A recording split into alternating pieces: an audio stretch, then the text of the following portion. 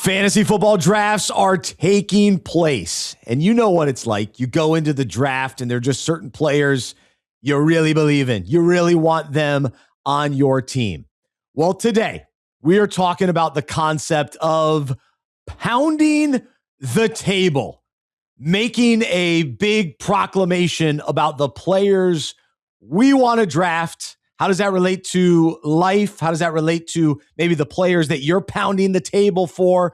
We will share one or two from each position and hopefully give you some insight on maybe some players you'll start pounding the table for as well. Lots to get into. Tripp and I both had a fantasy draft within the last week. We'll share those results. And then how about the biggest news in fantasy that had everybody going nuts on Sunday? We'll get into that too. It's the Fantasy Football Fellowship Podcast.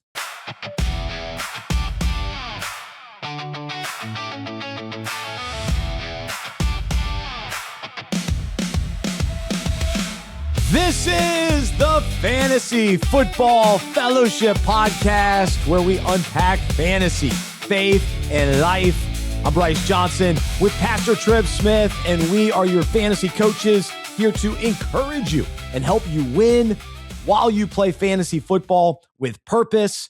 As we provide fantasy advice, we won't always be right, but we hope we'll be convincing. We are coming to you from the Unpacking It Ministry studio in Mount Holly, North Carolina, just outside of Charlotte, and we are fired up for today's show because the preseason is winding down and fantasy drafts are taking place left and right. If you're as crazy as we are in multiple leagues with multiple drafts, but it's a fun time of year. And the hope is at least one of your leagues is going to participate in Fantasy Football Fellowship this season. And so the podcast is a part of FFF, but more specifically, we encourage fantasy leagues to become thriving small groups. And so we want your league to not just draft, not just compete, but also meet. Get together all season long, every week, or at least as often as you can. And we provide the content for you to discuss within league meetings.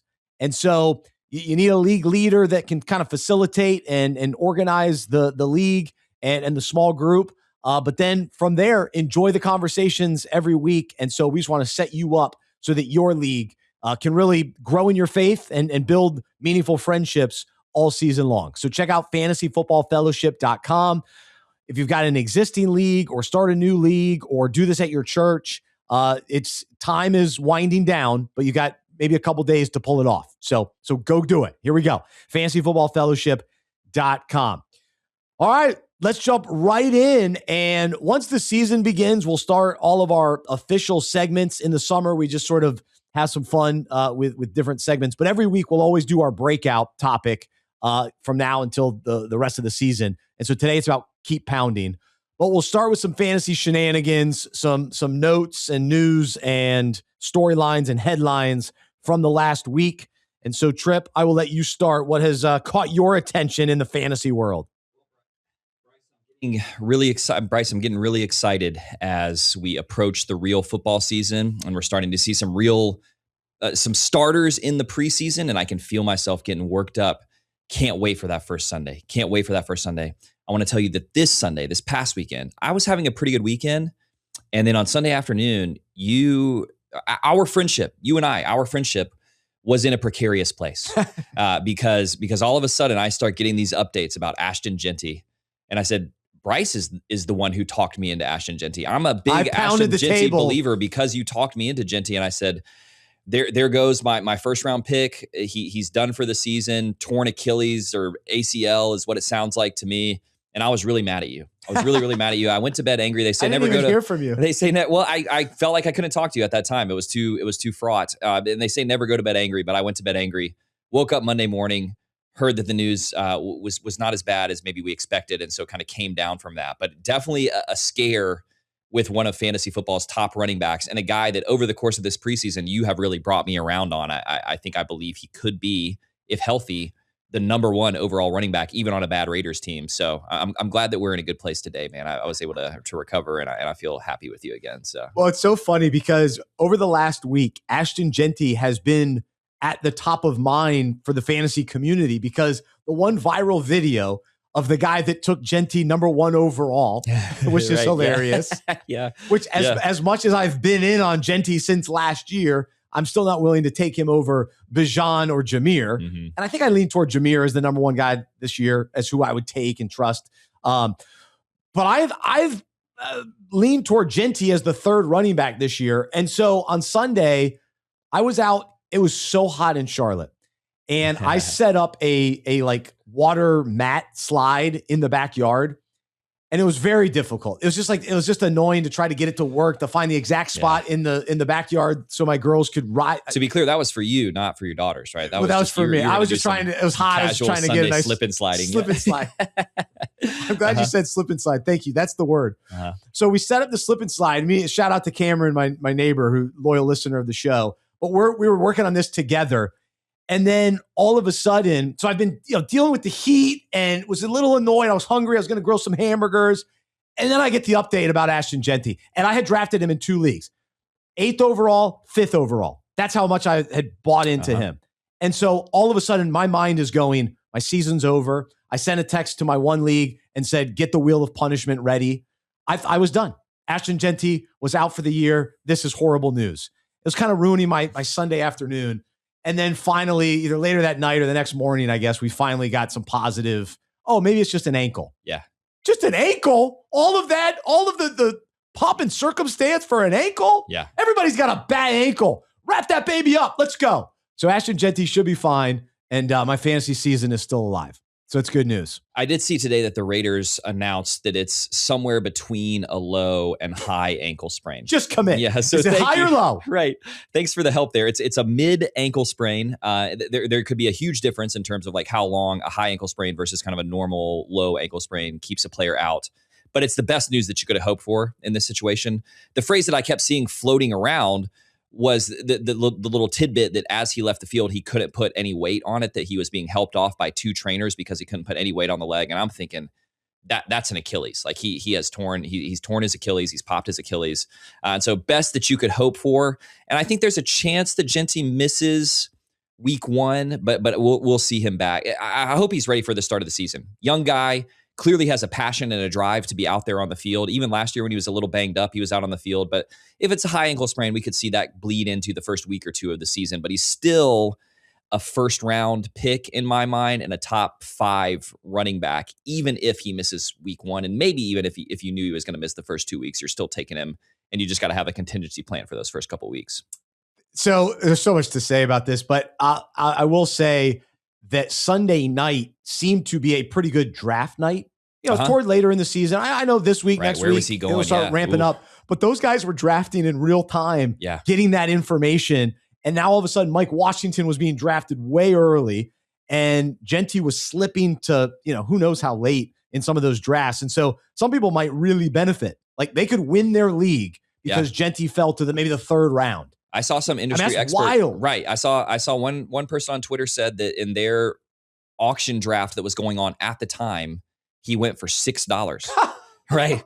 That guy's winning. That guy's winning his league this year. He's going at least 40 in a normal draft. You got it.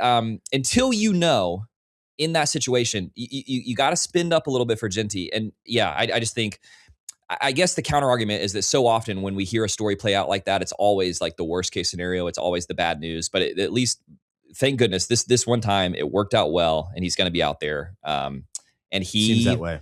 Yeah.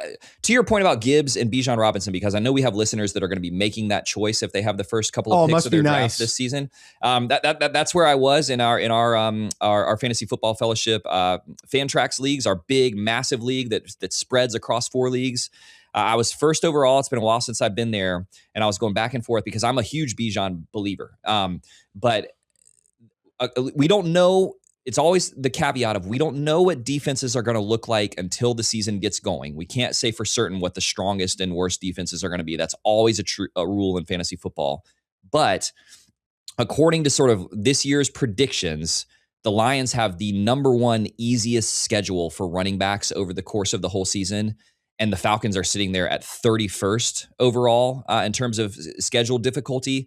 And that pushes me well over into the Jahmyr Gibbs side. Is if both of those guys stay healthy with the schedules they have, with the situation at quarterback and with the rest of the team, I think Gibbs is the obvious first choice overall.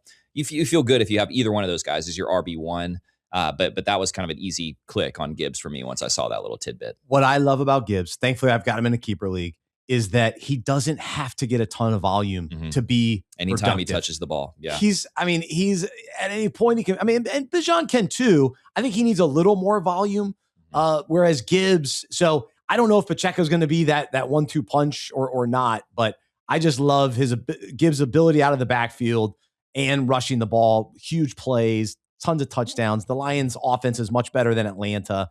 So again, if I'm at number 2, I'm still taking Robinson. But I think if I lean, at number 1, I'm taking Gibbs. I want to quickly go back to this Jeanty story because it was major flashbacks to another name. And so I want to give a shout out today to Nick Chubb. Ooh.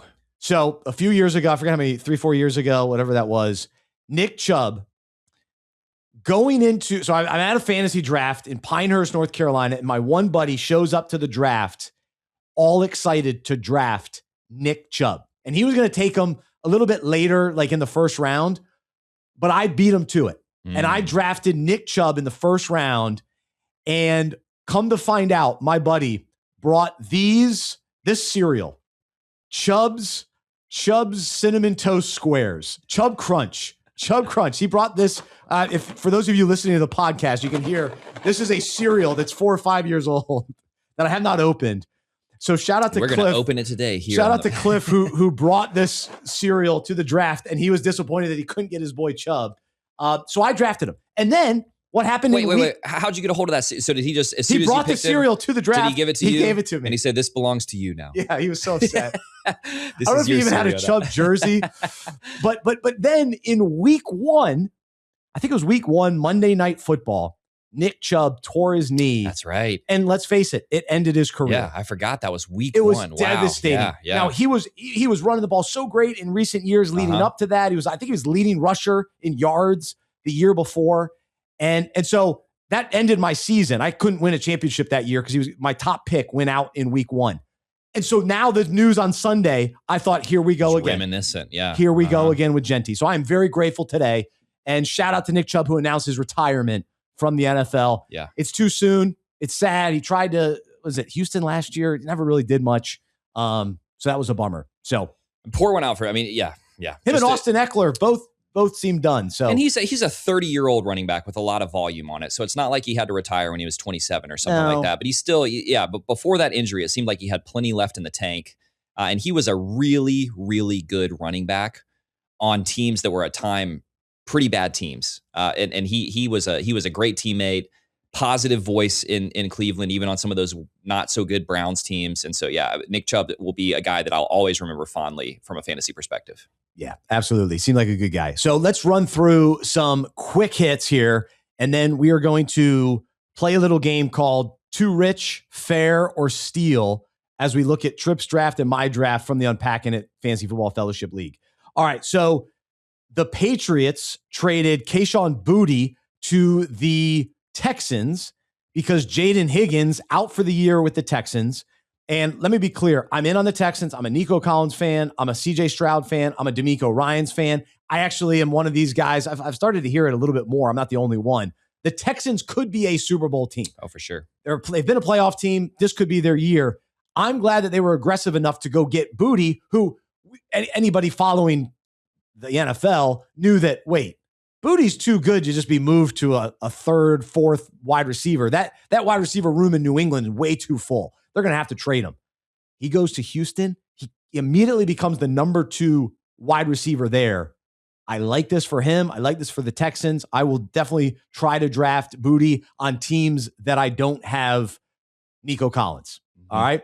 Speaking of Houston, I also saw Woody Marks on the Thursday night game. He looked good. I think I'm buying the hype that there could be a little 50-50 split. If I can get Woody Marks late in a draft, sign me up. He was okay last year.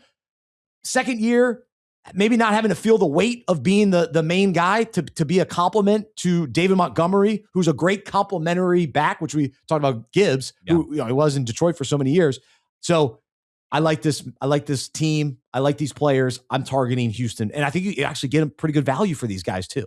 Yeah, I think I agree with both takes. Yeah, Booty deserved to be a starting wide receiver somewhere. And he's one of these guys who could be a guy who was he wasn't mature from a personality standpoint. Maybe he wasn't ready when he came into the league. He was really hyped coming out of LSU and didn't have a great rookie season, but seems to have grown as a person, as a player. And I could see him really shaping into. So especially if you're good with Drake May. Yeah, he was. He had some great plays last year. And if you're in a league that has already drafted, go check your waiver wire. I just picked him up. Yeah, you probably pick him up. He went undrafted. And you got to remember with ADP, he's not going to immediately just jump up to like where he probably deserves to be. So if you're drafting this week or this weekend, just keep an eye on him in the later rounds of your draft. He could be a real value. Number 2, yeah, I just think there's going to be enough opportunity there.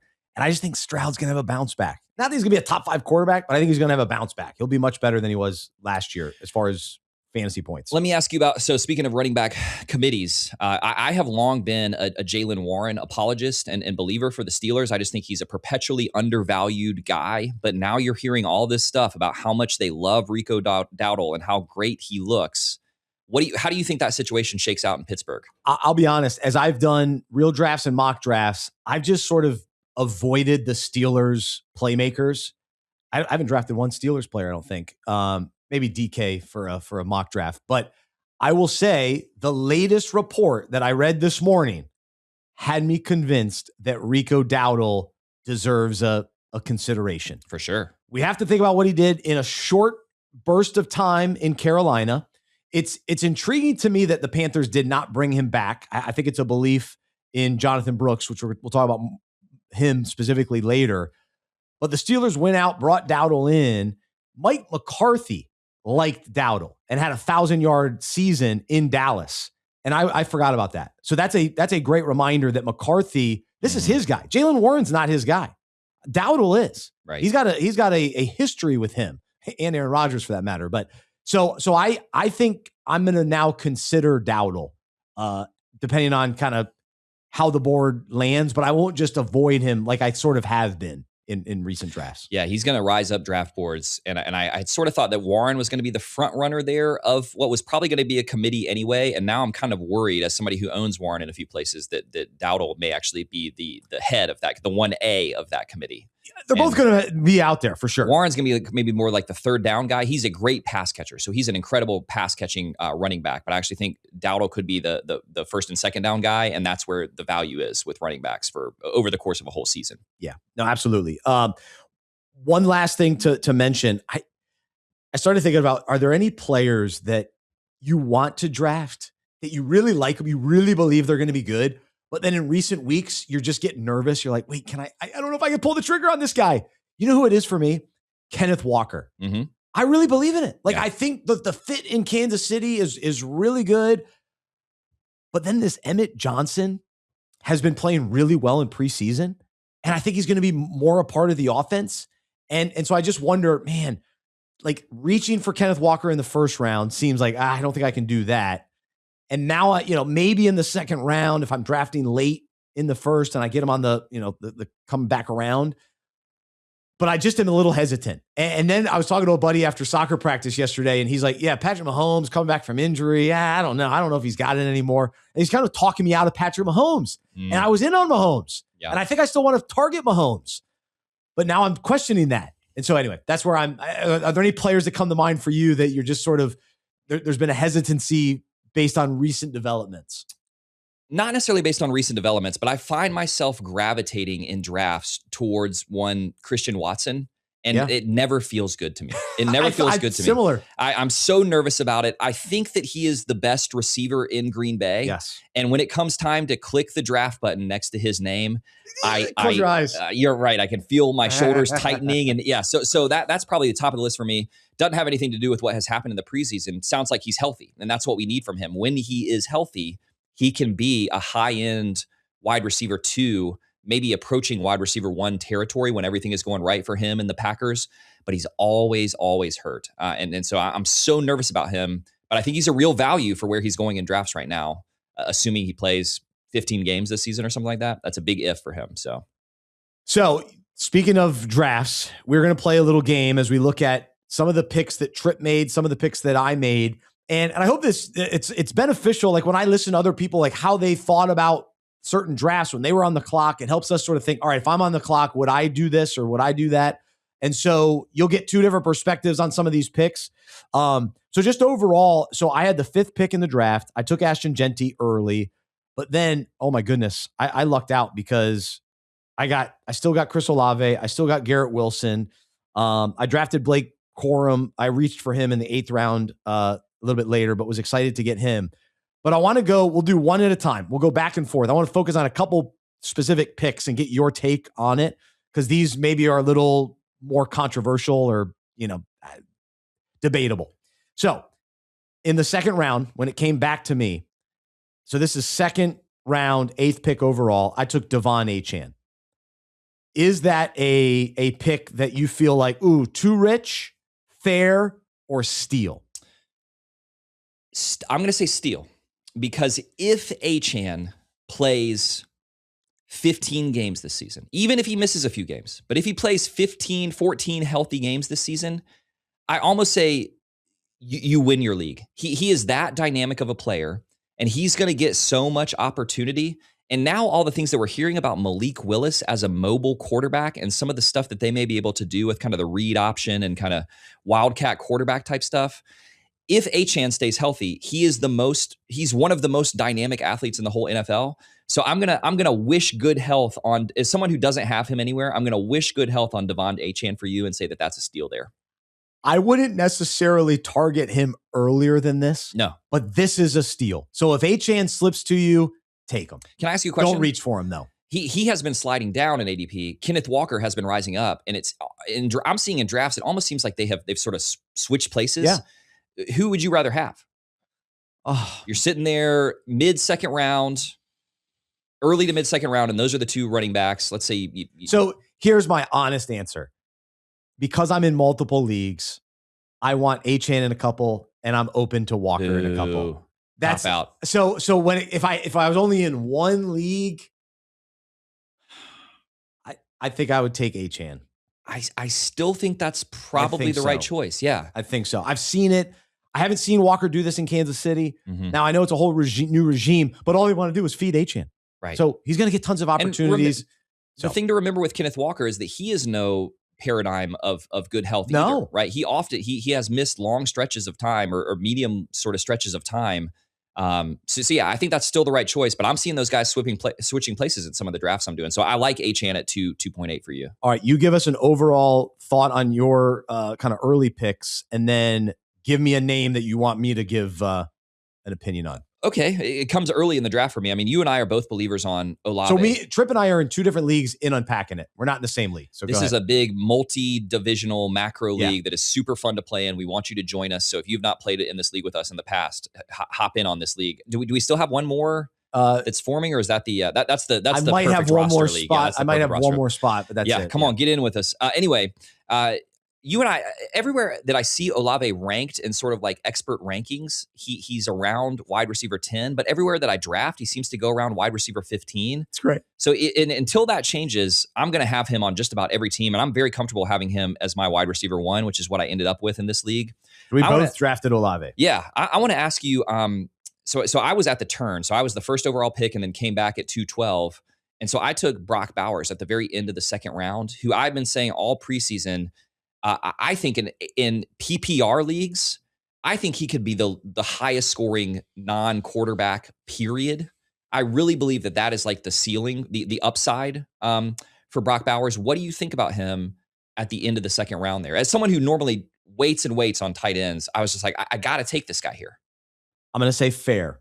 I think it's fair to take him at the end of the second. I am nervous to pass on quality running backs that are available early in the second round. Yeah. That's where I'm unwilling to take Bowers over some of the running backs you were just talking about, Marion Hampton in that conversation too. I'd rather have a stud running back there. So from a roster construction perspective, it feels risky to take a tight end that early and that's exactly what happened to me. So he slips, you're loving life. Right. I've got Jahmyr Gibbs and Javonte Williams as my 2 running backs, but I had to kind of scramble there early. And so what happened to me later in the draft is I'm starting to throw darts at what I think could be high upside wide receivers that have a lot to be concerned about. And so that's sort of the story of my draft. But I wanted to have Bowers on one real team, and I don't have him yet, and I'm really excited about him this season. So yeah, okay. So you're saying fair, and I think that's right. I don't think that that's probably close to the kind of ceiling case for him. But yeah, okay. All right, let's do Luther Burden. He slipped all the way to the 7th round, 5th overall. Is that too rich, fair, or a steal? Again, it's just a question of health, and they have been saying that they think he's going to be ready for week 1, but that's the sort of injury that I'm just worried could resurface or get aggravated. And I do think that Luther Burden got, based on sort of speculation and what he could be, got pumped up a little bit in ADP. So he is correcting back to about where he should be. But I think in the 7th round, you can feel pretty good about that pick. I think you can feel, so I'm going to say fair there. I don't know that he should have ever been much higher than like the 6th round. And he was getting up towards like the 4th. But I think if he's healthy, you're going to feel really, really good about that. Yeah, then I feel like it's a major steal. Yeah. Because most of the league was scared to draft him, it seems like. So, all right, you give me one of your players.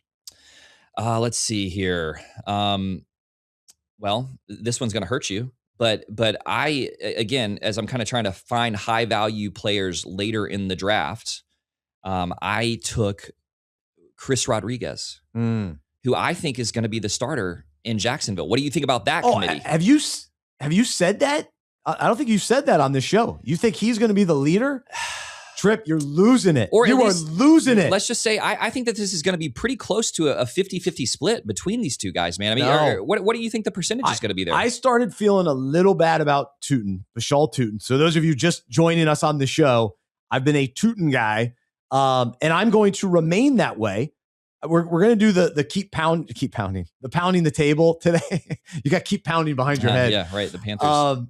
So Tootin isn't one of those, but he might as well be included in that because I'm all in on him. I'm not worried about Chris Rodriguez. So you drafted him in the 11th round, which I think is fair. I think he's a good backup that will, like, if something happened to Tootin, then he's the guy and he's doing well. But this idea that it's a 50-50 split, no way. No way. And let alone Rodriguez being the top pick. So yeah, okay. I'm not even giving you a fair. You're making me feel dumb. Okay, I'm giving you a horrible pick on that one. I think that's gonna. Well, okay. All right. Let me try another one. I said fair. I said yeah. Fair. Okay. Yeah. Fair in the 11th round. At the 9-10 turn, I took Josh Downs and Jaden Reed back to back. Both guys who I think are being. Josh Downs is being criminally undervalued in my opinion, and Jaden Reed I think. Could be a real value. So I'm worried that I have 2 Green Bay wide receivers, but I'm kind of trying to figure out just one of those guys I think is going to be good. So what do you think about Downs and Reed at 9 and 10 turn there? All right, I'm going to talk about Downs in just a little bit, but I prefer Chris Watson. Mm-hmm. So I took him, Christian Watson. I have a friend, Chris Watson. Shout out to Chris Watson. Great dentist.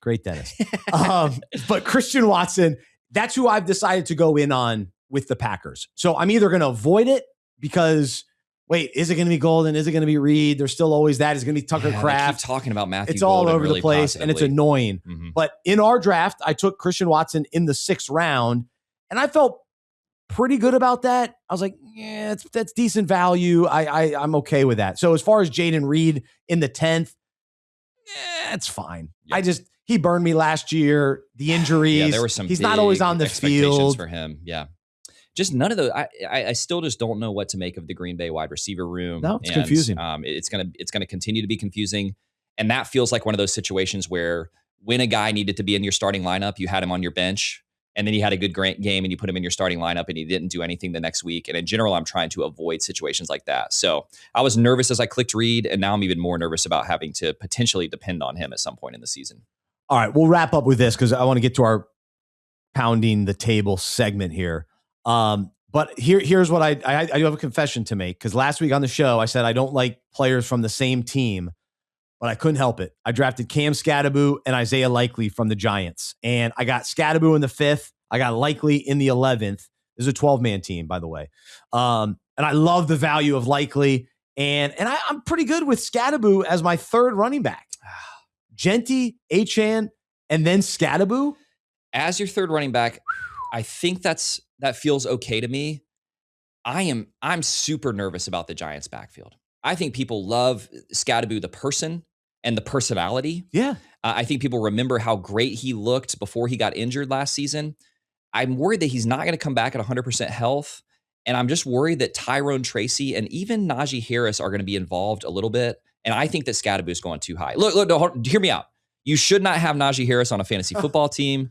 But I'm just saying, I think Tyrone Tracy is going to be more involved than people think. And I think that they're going to be able to do this committee thing.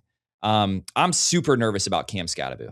You don't seem nervous at all. I've liked Tracy, but it seems like he like fumbles and he's been inconsistent, and I'm not sure that they're thrilled with him. Yeah, he's a converted wide receiver, so he's more of their pass catching back. But I'm really uncertain and nervous about that situation. Hold the Isaiah Likely thought because I'm gonna talk about him later on. But okay. I don't have Scadaboo on any team so far, and I don't think I'm gonna have Scadaboo on any teams. I'm nervous to take him there.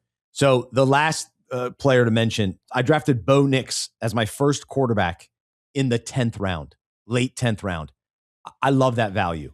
And so I'll let you answer that. Is that fair? Is that good value? Too rich? You can just wait forever on quarterback this season. I'm finding there are guys to be had at the very end of drafts that I'm comfortable starting in fantasy. So yeah, I think that's great value for Bo Nix. Yeah, I think so too. I wasn't necessarily targeting him. He's just sort of he was there. Guys that I like Herbert, and so I was like, oh, now okay, Bo Nix, fine, I'll take him. That's good. But now, even in the last week, I've had some more hype hearing for sure surrounding him. Yeah, he's still young, man. I would just say, in general, my mantra this season is lock down your running back position early. Yes. And wait on quarterback. Yep. Wait on quarterback because you have to get one of those early RBs, and there's so much value at quarterback at the end of your draft. So that's what I'm trying to do in every draft that I'm in this year. Absolutely. All right. So here on the show every week, we love sort of in the middle of the show to do our breakout, where we take a fantasy concept related to the Bible, related to life. And if you have listened to the show over the years, we do this same topic every year. And so it is a part of Fantasy Football Fellowship, but the spiritual message is a reminder that we need every year. And especially sort of as the fall starts up, it's just kind of a new season. Let's think about, wait, what am I pounding the table for? And so we'll get to that in a moment. But specifically on the fantasy side, every year, there are players that, whether it's fantasy analysts that you listen to and fantasy coaches like Tripp and I that you listen to, you want to know, okay, who are they most excited about? Who have they talked the most about? And who, you hear the plant the flag, you hear my guys. And so for us, we're using the phrasing, just who we're pounding the table for. Oftentimes in the NFL, scouts and GMs, they'll have one or two players in a draft where they go, man, I'm just pounding the table for this guy. I really want him to be I'm putting my reputation on the line, all that kind of thing. Like that's what this is about. And so for us, we're not always going to be right, but hopefully we'll be convincing. But these are the guys we want to draft them. We want to select them, and we want you to draft them. We encourage you to draft them. So these are the players that we truly believe in, and we want to let others know that we're confident in this player to deliver. And, we're going to make the case that this player will exceed everyone's expectations. And we just want you to know, why he's so great. And, we want to defend the criticisms or questions that maybe other people have about him. And we're just willing to pound the table and enthusiastically explain why he's going to make such a difference on our fantasy team this year. And by doing so, we sort of, declared an allegiance to this player. And we're going to base our season around him in some ways, and kind of what he's going to do for our team. And so these are the players. Maybe you get one, but we're going to do multiple just because it's more fun to have multiple players. But who's the player you're pounding the table for? So if you're listening now or watching, leave a comment. Who's your player that you're pounding the table for this year? He's the guy that you don't want to leave a draft without, right? So who's that one guy? But I'm going to give you a few names. But before we do that, Trip, how did we do last year? Because we did the same segment last year. And so how about some accountability, which we will do all season long? We try to be accountable and it's important to be able to say, I was wrong. I was wrong. It's an important life skill, important skill in fantasy football. And I'm going to have to do that right now, I think. So last year I pounded the table for David Njoku, Jordan Mason, and Will Shipley. Those were bad takes. So I whiffed on those guys, even though now Jordan Mason could be considered this year. I am drafting him this year again. I still pound the table, but he's not my official guy today. So those are the ones I missed last year. But I did get some right, Trip. This has been well documented. But last year I pounded the table for Drake May. He was drafted as QB 13, turned out to be QB 2. I also pounded the table for Dak Prescott. QB 12, turned out to be QB 5. This is why we continue to take the late draft picks or late quarterbacks, because they can absolutely exceed expectations.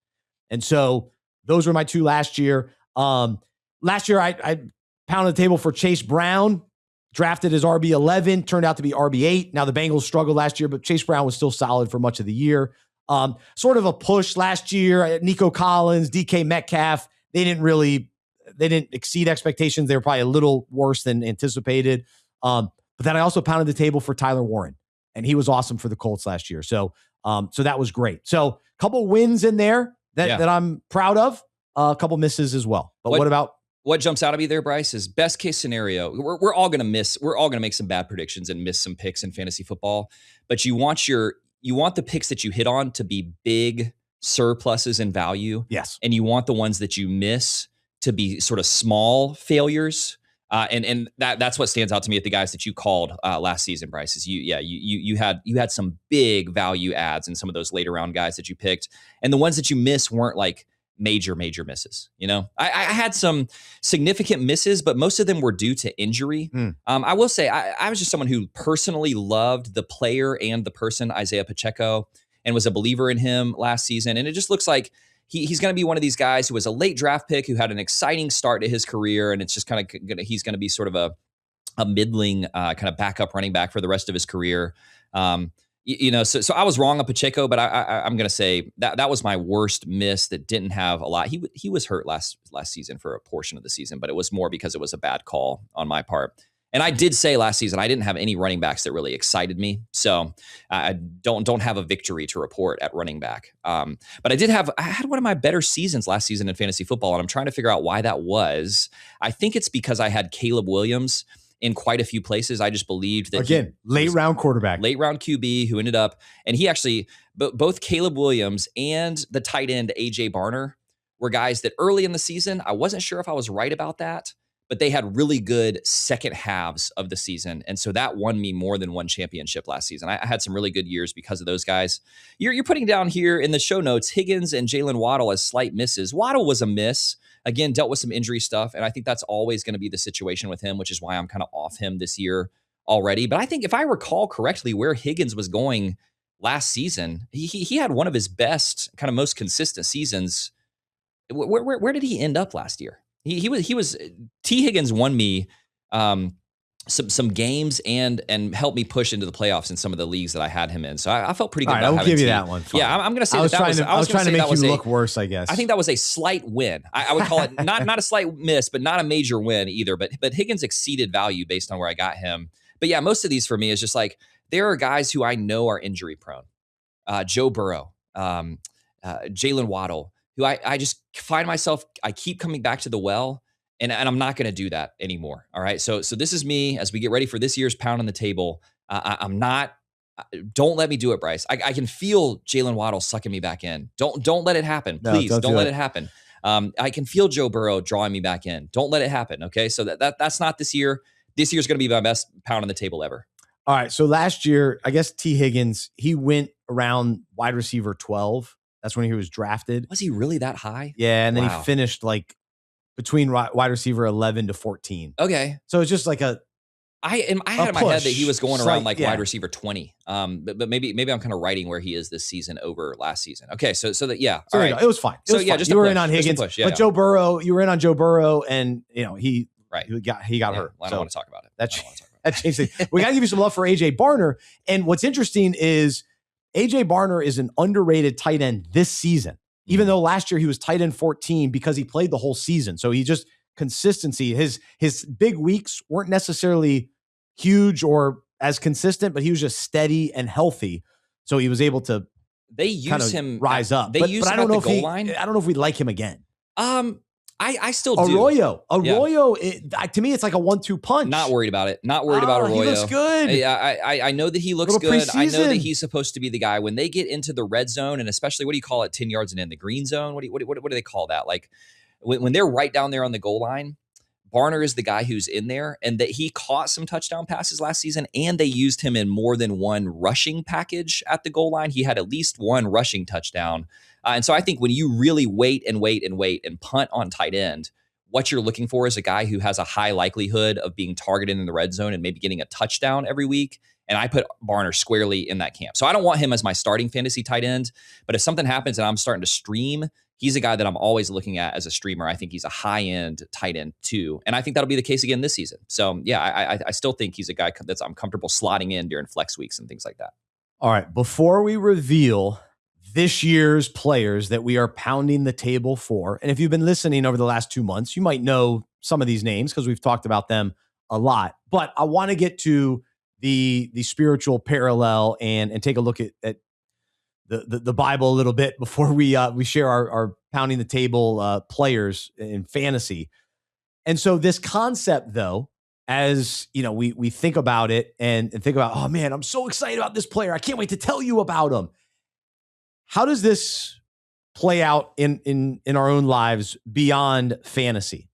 I think there are often times we will pound the table for a movie that we loved, a restaurant that we went to, a political party or whatever, somebody that's running.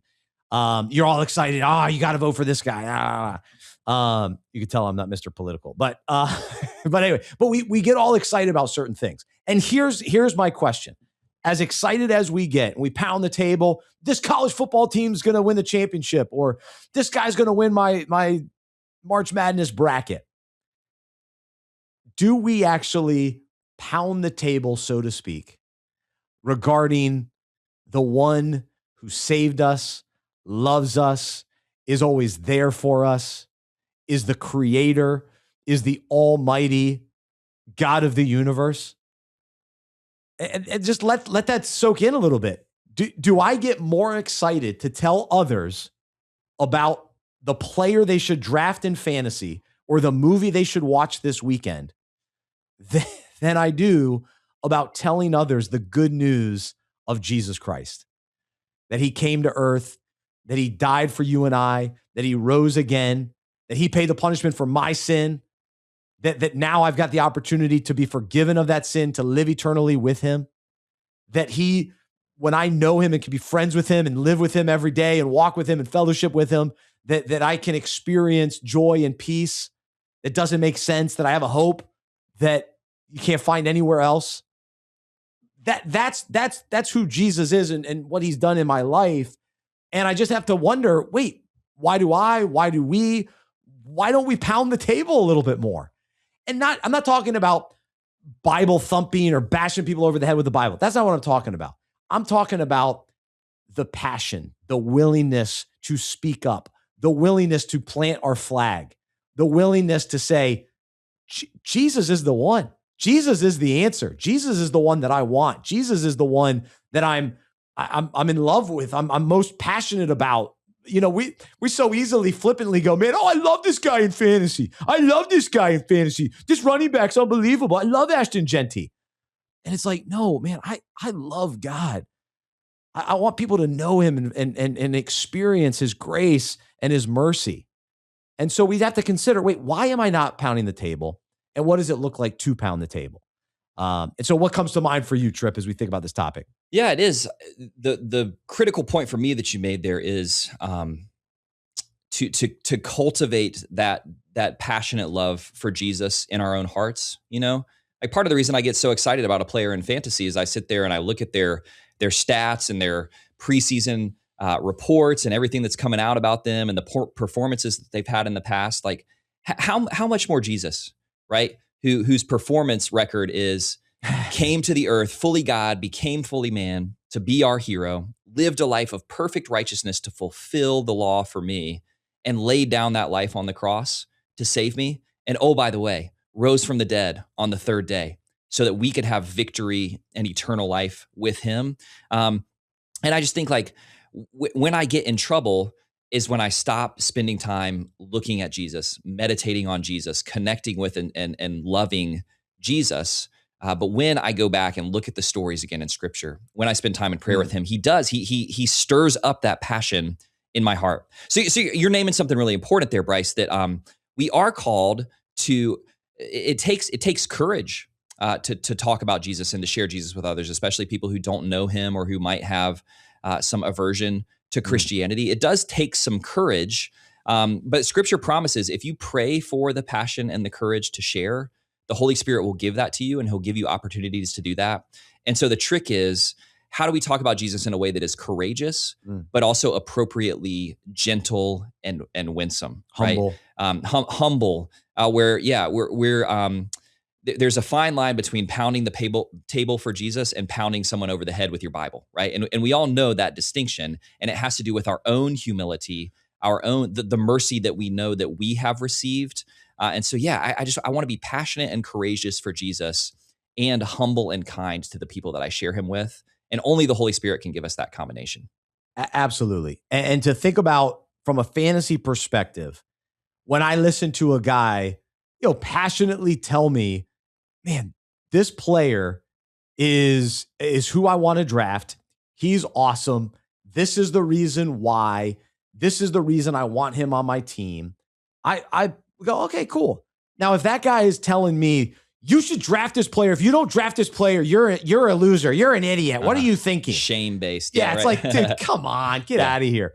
And so we have to be careful of that too, like how we come across. But if we're telling people, man, Jesus has changed my life. Right. This is the reason why I love him. This is the reason why I'm passionate for people to know about him. Then there's a willingness to kind of hear that, and I think an appreciation that maybe people take a little longer to fully open themselves up and for God to do his full work in their life. But man, they got to respect and appreciate, like, oh man, yeah, Bryce, he really loves Jesus. He's passionate about it. He wants to tell me about it. I'll at least listen, and he's doing it in a respectful, loving, humble way. But it's still this pounding the table, like, man, he's serious. Yeah. He's really all in. Yeah, that's exactly right. The best fantasy analysts and the best fantasy friends are those who say, here's a player that I believe is going to give me victory this season, and I want you to know about him too. And again, how much more Jesus? How much better? Here's the one who has given me victory and eternal life, and I want you to know about him too. What's the famous saying of, evangelism, sharing Jesus with others is just one beggar telling another beggar where to find bread, Amen. Right? Except in this case, it's an all-you-can-eat buffet of the goodness, the graces of Jesus. And if that's my motivation, then that will always be winsome and kind and humble. Because I'm not saying you better get your act together, this is where I have found life. This is where I found peace and victory, and I want you to know Jesus too. Yeah, it's from personal experience. And so, we're going to share our players just based on what we've been listening to and what we've experienced this offseason and over the years of watching fantasy. And hey, here's our, recommendations. But how much greater, this is not a recommendation of Jesus. This is true. This is transforming, knowing Jesus, becoming like Jesus. It's absolutely worth it. It exceeds all expectations. And so that's the passion. And so we want to be led to speak up, declare our allegiance, and advocate for him. And here's what 1 Peter 3:15 gives us this encouragement. But in your hearts, honor Christ the Lord as holy, always being prepared to make a defense to anyone who asks you for a reason for the hope that is in you. Yet do it with gentleness and respect. There it is. Let's tell people about the hope we have. Yeah. The hope we have. Again, we've got all this hope in Ashton Jeanty. Well, we did before the injury. Yeah. How much more hope we have for eternal life, the hope that we have even in this life because of Jesus. And so, by pounding the table, so to speak, we can boldly and enthusiastically declare, just like Paul does in Romans 1:16, for I am not ashamed of the gospel, for it is the power of God for salvation to everyone who believes. Not ashamed. We're not ashamed to pound the table. Tell others about Jesus. Yeah, that's exactly. And we're not ashamed because we have experienced the power of that salvation. Yes. I mean, that 1 Peter 3:15 verse has become really important to me, Bryce, because a part that we often kind of gloss over because the end jumps out at us is that verse implies that we're living in such a way that a person would have questions about the hope that we have, that we're living in a way that stirs up curiosity in others because it looks different and more hopeful than the way that people without Jesus live in the world. And so that's both challenging to me and freeing to me, because it frees me from thinking like, Jesus, I've got to be the one that goes out and sort of creates the evangelism opportunities, and I got to make sure that I get through my whole presentation, and I got to make sure that I kind of pull out my pamphlet for the cashier at the grocery store, and everybody that I meet is sort of, I got to get to this. I got to get to this. It's freeing to know, no, God is going to give you those opportunities. If you pray and you ask for him to give you opportunities to share Jesus with your neighbors, he loves to answer that prayer. He will answer that prayer if you ask him. But it's also convicting because it implies that I'm living in a way that is distinct and stands out as different and stirs up curiosity in other people. And that's a way that we can only live as we learn to follow Jesus in life, right? The way that Jesus walked through the world was a curiosity-provoking way of living. And are we interacting with our neighbors? Are we seeking to bless those around us and care for those around us in such a way that they would be curious and say, hey, what is this hope and this peace that you have that it doesn't seem like other people have? And then you can say, it only comes from Jesus. It comes from knowing him. And that, so I love that 1 Peter 3:15 verse. It's a verse that's well worth memorizing and doing a little bit of study, because the way that it's framed is, you are not responsible for getting through the full start to finish evangelism presentation with everyone whose path you cross every day. But Jesus does want to change you so that you live in a way that stirs up curiosity in others. That's an important distinction. It's good. It's good. It's powerful. So today, let's stand firm as Christ's ambassadors and pound the table and boldly share the gospel. And it can be in subtle ways, and not even subtle, just in one-on-one ways. We don't have to be on the table. Yeah. It's just this attitude of, dude, I'm so passionate. Like I got to tell you, he is the answer. He has changed my life. So yeah, I love that.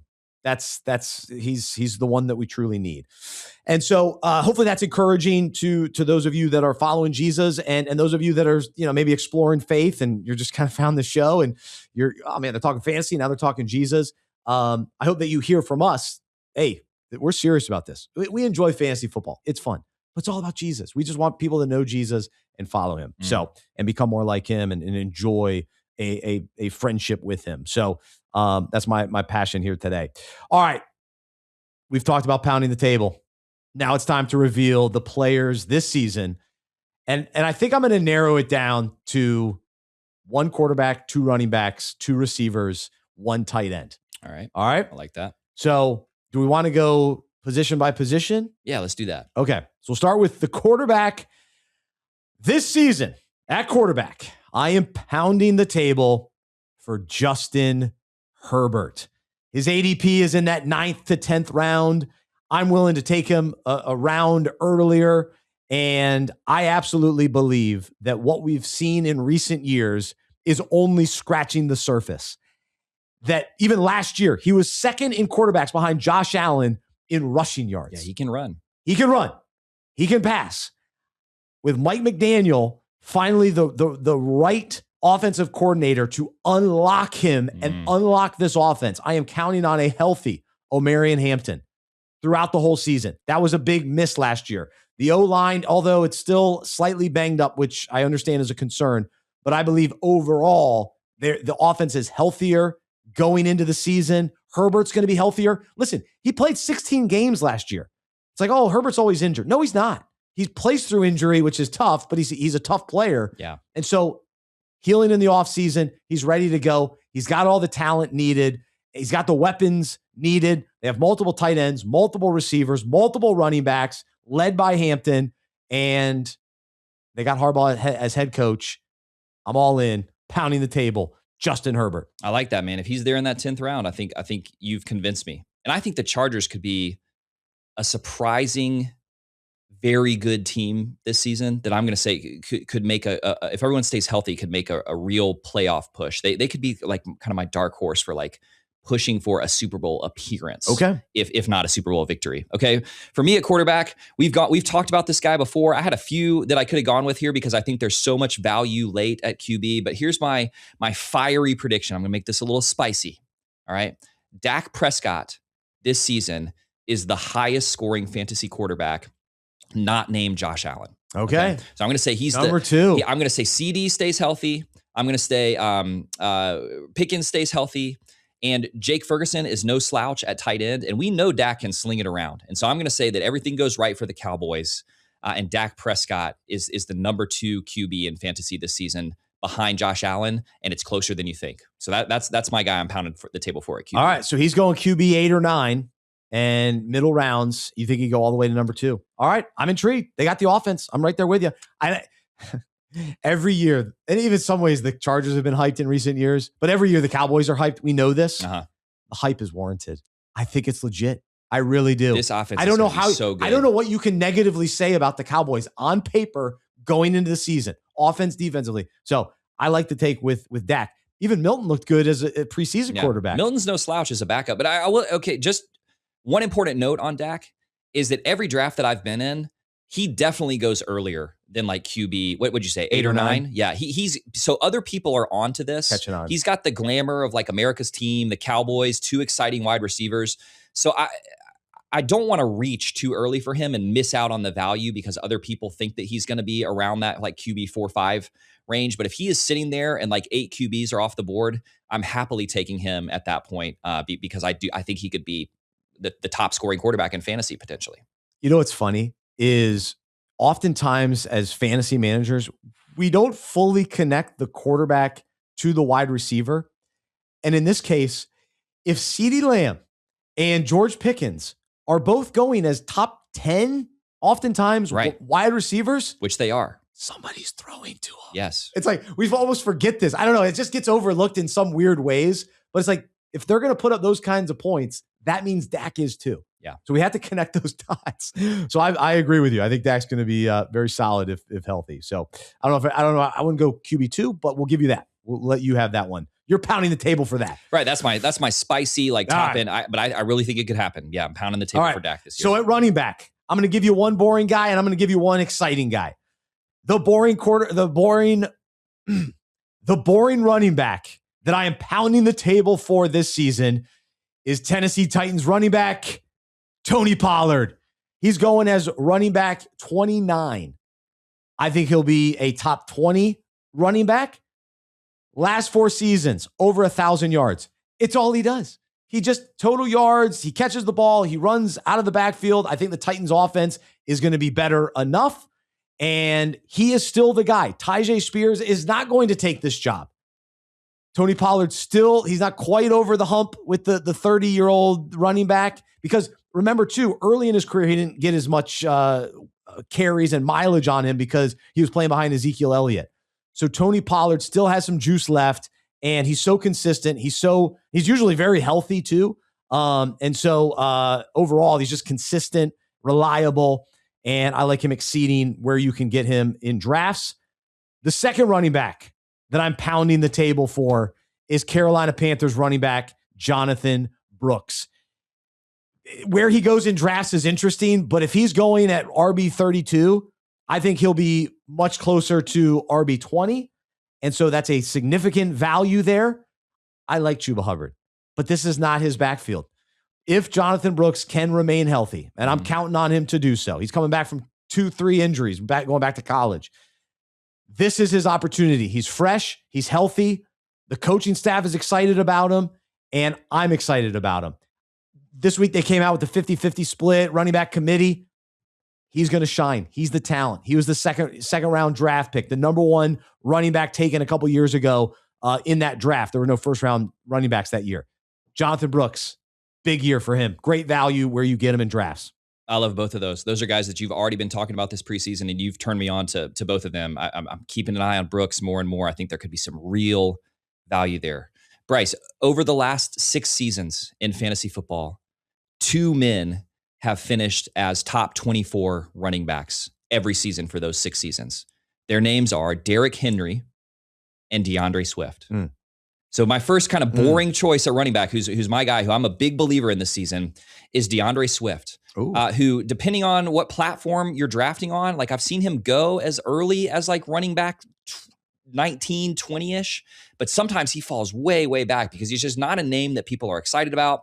People remember Kyle Monangai and how good he looked at different times last season. But right now, Kyle Monangai has a knee injury that they're calling him week to week. They're expecting him to miss the first week of the season and potentially more. And I just think DeAndre Swift is one of these perpetually undervalued guys, not dissimilar to Tony Pollard, who when he's out there, he's just a solid athletic running back. And right now he's going around RB20. And I think he's going to be more in like the RB like 13 to 15 range. Even if Monangai comes back healthy, he's had another year to get used to this Ben Johnson offense. I think the Bears are going to be good again this season. And I think Swift is going to have every opportunity to be the leading running back in that backfield. So big believer in DeAndre Swift. Are you going to jump in there? I love it. It's great. Another one I'll say is just a guy who I still think is undervalued, even on a bad team. I think Quinshon Judkins is just going to get as much volume as he can handle this season. So are the Browns going to be bad? Yes. Are there going to be weeks where they score 9 points and Judkins doesn't have much of a touchdown upside? Absolutely. But for where he is going in drafts, I just think he's going to get so much work. He's going to get so much volume that his floor every week is just going to be something like 80 yards, and you're hoping for a touchdown. And he has the athletic ability and the power to break out for a long run at any point. So Quinshon Judkins is another guy where if I'm getting him as my third running back on my roster, I feel really good about that. He has been creeping up draft boards a little bit, but that's another guy I'm pounding the table for. Where he's going right now, you could have him as your third, or if something crazy happens, even your fourth running back. And I think he's going to be very, very good in the NFL.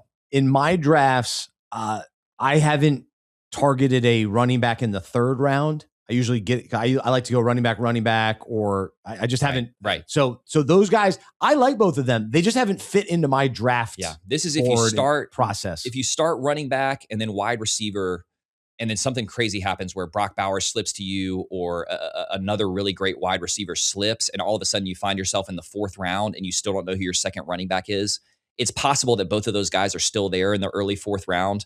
And I'd be okay with Judkins. Definitely feel fine with Swift as my second running back on my roster. I think both are RB2s. You should draft them as RB2s. Yeah. Now, if you get Judkins as an RB3, I think you're sitting even better. And with all the news in Cleveland and all the Browns stink and Deshaun Watson and all that, it might slip. Right. Judkins could slip a little bit. And all of that stuff is true. All that stuff is true. So there may be weeks where he rushes for 90 yards but doesn't get a touchdown, and you don't feel great about that. But I just think over the course of the whole season, he's going to get the volume to be like a top 20 type guy. All right, we'll go quick on wide receiver here because I've talked about these two guys throughout the season, the offseason, I should say. So I am pounding the table for Indianapolis Colts number 1 wide receiver, Josh Downs. You get him in the 9th round or later, guys, he's going to get opportunity in this offense. We still don't, Alec Pierce, we still don't know the full health and what's going on with him. Keenan Allen is over the hill. He's a nice role player. Somebody has to catch passes from Daniel Jones, and Josh Downs is going to be that guy. So if you can get a wide receiver that is going to get that type of volume that late in the draft, it's a steal. He's absolutely going to exceed that. Yes. To me, he has the ability to be a wide receiver 3 for sure. And you're drafting him probably as a wide receiver 4 in some cases. But he has the ability many weeks to be a wide receiver 2. He has been productive since his rookie season. It was late in his rookie season, but he's been a part of my fantasy efforts over the years, and I've been very pleased when I've needed him in lineups. And so he's got a contract. He needs a contract. He's a free agent at the end of the season. He's going to be playing for that contract. He's going to exceed expectations this year. Josh Downs will be a treat for you. In Denver, I'm pounding the table for Cortland Sutton. He's not the sexy player. He's not the hyped player. Tripp loves Waddle. Well, you can do your little Waddle dance while I'm doing my touchdown celebration dance because Bo Nix is going to be throwing the ball to Cortland Sutton. All reliable. He's always healthy. He's always consistent. These are guys I want on my team. He's been a top 20 wide receiver in recent years. Like that's just what he does. And you're drafting him much later. Last year, he was wide receiver 10 in, I think, overall fantasy points. And in points per game, wide receiver 18 and 24. So this year, you get him as wide receiver 31. I think he'll be better than that. So I think he'll be a wide receiver 2 for you, and you'll feel good about that. So there you go. What about wide receivers for you? Well, I'll just say that we've already talked about the two guys that I originally had written down here in Chris Olave and Christian Watson. And so I'm a big believer in both of those guys this season. Think they're a value for where they're going in drafts right now. I'll just say, when you get to the end of your draft, all right, there's all this talk about guys like Casey Concepcion, like these rookie Casey Concepcion, these Mekhi Lemon, who's injured right now, right? But these were the big names that were the rookie wide receivers in this year's draft. But when you get to the end of your draft, I sort of think the secret is out on DeJon Stribling. I think that he could be the healthiest pass catcher in San Francisco this season, and that has real value. Every draft that I've done so far, when I get to the very end of my draft, I'm looking to see, is DeJon Stribling there? Is Caleb Douglas there? Who, maybe this isn't not the best situation, but he looks like he could be the top wide receiver in Miami. Which is going to have some value at the end of your drafts. And then pay attention to this rookie in Tampa Bay, Ted Hurst, who's coming to sort of fill the Mike Evans role in a lot of ways. They have so many injury concerns already on the 49ers and the Buccaneers. And those are three rookie wide receivers that nobody was excited about during real NFL draft season. But I want one of those three guys with like my last pick in my draft, because I just think you're playing the lottery ticket game there of, wow, Caleb Douglas might actually be the number one wide receiver on the Miami Dolphins. Or Ted Hurst could be one of these like X wide receivers that steps into that Mike Evans role, and they just have to throw to him because nobody else is there. So those three guys, I want one of them at the very end of drafts on every team that I'm drafting this season. I'm kind of out on the Bucs, but if I'm going to pound the table for one of those guys, Ted Hurst. He's just interesting. Pay attention. Yeah, you probably don't have to draft him, but pay attention to him on waivers in the first week or two. All right, we'll wrap up with the tight end position, and there will be a tight end this season that comes out of nowhere that becomes a major player in fantasy football. And I'm going to pound the table that tight end will be Terrence Ferguson, Rams tight end. They've got the second easiest strength of schedule for tight ends. Good stat. The Rams have an injured Puka Nacua, an old Devontae Adams. And who are their receivers? Who else do they have after that? Terrence Ferguson is going to be relied on to be a prominent pass catcher in this offense. He's great at the deep ball. He's a versatile tight end. He's in his second season. He's a second round pick last year, and Sean McVay loves him. If you listen to some of the hype in the offseason, McVay loves him. A lot of great reports coming out. Read the news about Terrence Ferguson. And shockingly, the fantasy community has not caught on because he's still going way late, almost undrafted. I think he's like tight end 26 or something, at least in the 20s in many cases, ADP-wise. He will absolutely exceed that and is going to be a prominent fixture in this Rams offense. And you might say, well, the Rams like to rotate tight ends. Well, yeah, they do when they have mediocre tight ends, not when they've got a star and a stud like Terrence Ferguson. So there you go. They're going to rely on him. Tyler Higbee, goodbye. Davis Allen, never knew you. Who else do they have? I think they even have a fourth guy. But this is going to be the season for Terrence Ferguson. So there you go. I really like that one, man. And we started to see little glimpses of that at the end of the season last year. So that's a really, really good one. I think you're bringing me around on him as a guy that I might draft late. There was also hype for him last year. Right. Going in. So this has been a consistent hype, but last year they still had some other tight ends they were he's not untouted, but he started off slowly. Tight end is a notoriously difficult position to learn as a rookie in the NFL, but by the end of the season, he looked like the guy that was going to kind of be the tight end of the future there. So I really, really like that one. I'm just, we've talked about him before, but I'm a huge believer in Isaiah Likely this season. Everything that you're hearing about Isaiah Likely and how he's being utilized and targeted in camp in these preseason games, how much Jackson Dart likes him. I just think Likely could be the number 2 pass catcher in New York. And I think it could be closer than we think between him and Malik Neighbors. Like he could be sort of Dart's safety valve, dump down kind of guy. So I'm very comfortable taking Isaiah Likely later in drafts and having him as my starting tight end. Me too. He's creeping up draft boards. So he's another one of these guys that people are starting to come around on. But I'd love to have Likely as my starter. And we saw flashes of how athletic and elite he can be in Baltimore. But that offense was just so weird in terms of the different ways that it could operate on any given week. And I think we're going to see more consistent usage from him in New York this season. And I think he could be a real value at tight end. I don't understand why he hasn't been more hyped and drafted earlier. I seriously, I don't understand it. It's starting to me, it seems to happen. too obvious. It seems too obvious. Yeah. And I think even him leaving behind Mark Andrews, I think Mark Andrews is probably pretty good value this year too. I think so. Yeah. I agree. So both of them, like it was almost frustrating for fantasy managers because both of them are on the same team. Now they're on different teams. And I think there's a chance that both really thrive this year. Yeah. So those are good. I like, hey, we got some good players to pound the table for. We'd love to know your thoughts. Where do you agree and disagree? And what players are you pounding the table for this season?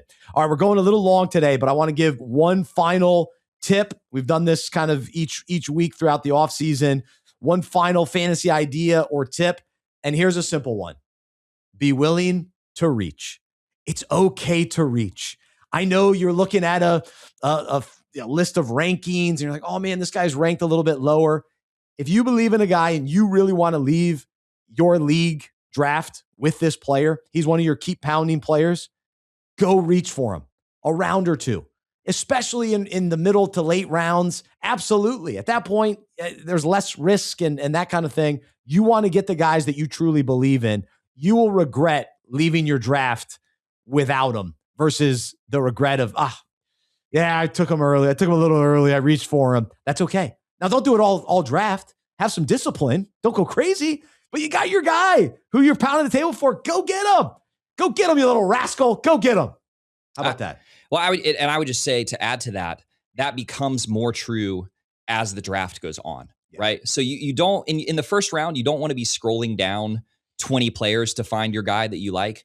But if you find yourself in the 8th round, and you notice that on your platform's ADP, all of a sudden you've scrolled 15, 20 players down from where you're at right now. If that's your guy and you're like, I don't know if he's going to be here when my next pick comes around and I want him and I believe in him, then go reach for that guy. So especially after like round 7 and later, don't be afraid to scroll a little bit as you're drafting because it makes fantasy more fun and there's less and less certainty the later that you get into the draft with those guys. One reminder, don't reach for the wrong positions. So it's got to be the right position too. So what are the right positions? Yeah. Say more about that. Yeah. So it's like, all right, I really want Justin Herbert. And maybe you reach around.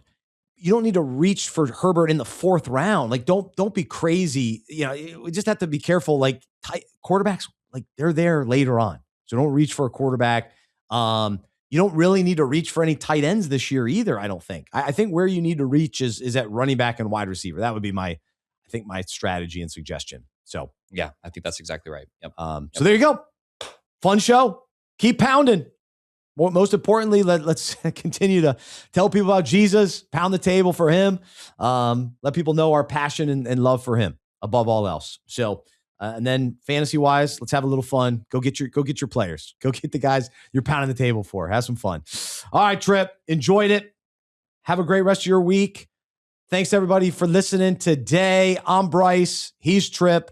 I'm a sports fan and fantasy manager who follows Jesus. I believe in the good news that he died on the cross for my sin. He was resurrected. And through faith, I've been saved by his grace. I hope that is true for you as well. And I hope you'll join me as we live life as sports fans and fantasy managers who follow Jesus together. If that's not the case for you and you want to know more about Jesus, reach out, Bryce at fantasyfootballfellowship.com. Have a great rest of your day, and we'll talk to you next time right here on the Fantasy Football Fellowship Podcast.